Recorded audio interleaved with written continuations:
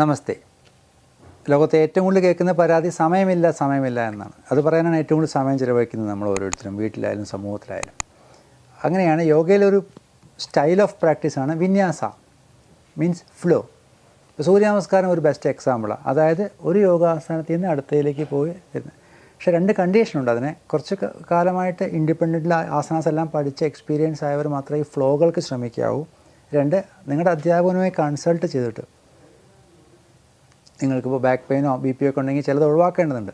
ഒഴിവാക്കി നിങ്ങൾക്കൊരു കോർത്തിണക്കിയ മുത്തുകൾ കോർത്ത് മാലയാക്കുന്ന പോലെ യോഗാസന ചേർത്തിണക്കിയൊരു ഫ്രെയിം സമയം ലാഭിക്കാൻ വേണ്ടിയിട്ട് നിങ്ങളുടെ അധ്യാപകൻ ഡിസൈൻ ചെയ്ത് തരും.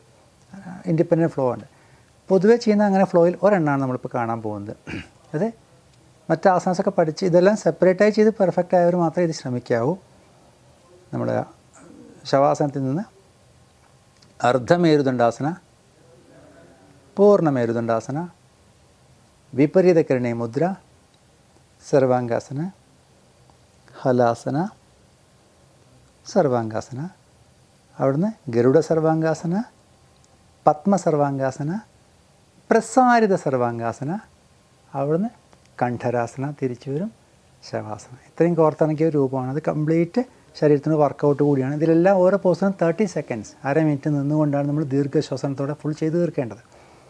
നമുക്കത് കാണാൻ ശ്രമിക്കാം.